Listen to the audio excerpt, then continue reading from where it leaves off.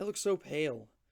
I noticed that in the thumbnail of the last video, and right here I just look so pale. I don't know why that is. Maybe I just need to go outside or something. Hey, weird people. Welcome back to another weird episode of Mac Music Review. Today we're looking at a Pogo album, another one, guys. I promise this is the last one. I apologize for doing all these Pogo reviews. I know nobody's watching them because nobody's heard of Pogo, but it's just an artist that I want to celebrate on this channel and talk about because I like Pogo a lot. Anyway, this album is called Weightless. At the very end of 2016, Pogo dropped the album Weightless. And Weightless has had a weird place in my brain as far as the Pogo albums go, because it's an album that I almost never listen to. Like, being a big Pogo fan, I like to pick and choose specific songs from specific albums. And this album had the song There You Are on it, which I absolutely loved. Easily still one of my favorite Pogo songs. It sounds like it was come straight out of a musical, but then kind of remixed, which probably is what was done for the song. It's most of his vocal lyrical songs. Most of his songs do have vocals in some capacity, but they don't really flow together in the way this one does. It feels like this is an already existing song, which he's just put his own spin on. There was also that amazing opener, Giving. Giving is such a beautiful, amazing opening track. Pogo really likes to start his albums with an eye-opening, not eye-opening, wide-eyed, beautiful track that's just full of scope and different things and samples, and it just fills you with a sense of wonder, and it's awesome. And then there was the other song on here, Data and Picard, which of course, it's one of the more popular Pogo songs. I said of course, I don't know if that's obvious, but it's an ode to a specific Star Trek character. The music video is awesome. I'll link it in the description. Check out the video. If you like Star Trek, even if you don't like Star Trek, I don't even watch Star Trek, and I get a real kick out of this song. It's a lot of fun. And while I remembered this album for being the album that had these songs that I love, it's also the album that had the Trump song on it, Trumpular, which literally is like just kind of whatever music backing just chopped Trump vocal samples, and like America first, and then Trump, Trump, Trump.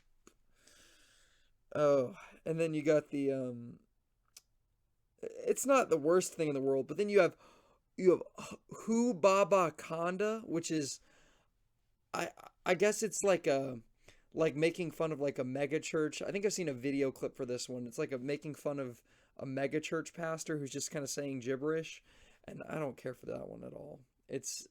Musically it's not very good, and vocally it's also kind of awkward. Listening to the album now, in the complete context, all of the songs, I am very pleasantly surprised. This is an album that I remember dismissing because I was like, oh, I didn't like two of the songs, which was the Trump song and the Who Baba Kanda. And then I was like, oh, so the album must suck, and I only like two or three songs.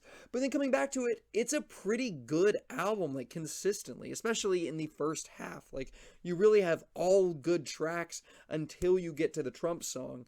But, I mean, Watching You is an amazing song. Dude, that one is one of the slower ones. It's a vibey song, but it's beautiful.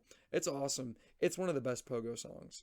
The second half of the album kickstarts with a song that sounds like it was taken straight out of Sonic All-Stars Racing for the Wii. It's like a nostalgic song because I can hear this song playing in the background in my mind.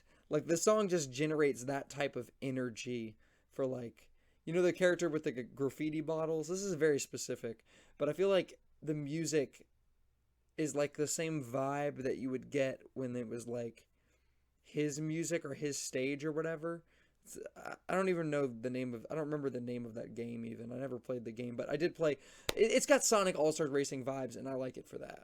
After the very not good song that is Who Baba Kanda, we get Jungle Dash, which is like racing, high energy. You got that Pogo energy, all these vocal samples chopped and sliced and inserted here and there, and then the pace changes near the end. It's one of those hectic Pogo songs that is pretty good.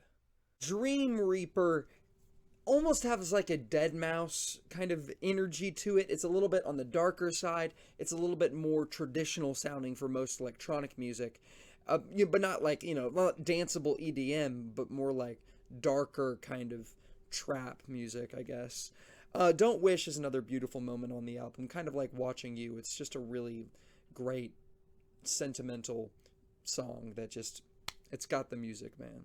Final Drive and Closer are decent back end songs in the back end of the record that kind of have a slower type of vibe coming off of, Don't Wish and Dream Reaper. That, Final Drive is all right, and then Closure I think is a little bit better, but the actual closing song on this, In My Chair, brings back that high energy for a final punch in the gut, a final Pogo getting his last 2 cents in to convince you that this is a good record, and I think he does a good job because that final track leaves a really positive impression right before the thing ends. It is a high energy, big track, one of the longer ones on the album, and it's, In My Chair. It's a good song. All that being said, I think that Weightless is actually a pretty good record. I definitely don't think this is the best Pogo album, nor do I think it is the second best Pogo album. I would put this one right behind, Kindred Shadow, honestly. But it is a good record. I like it. I'm going to give it a 3.5 star rating out of 5. I hope you guys have a good rest of your day. Thanks for watching the video. I'll catch you guys later.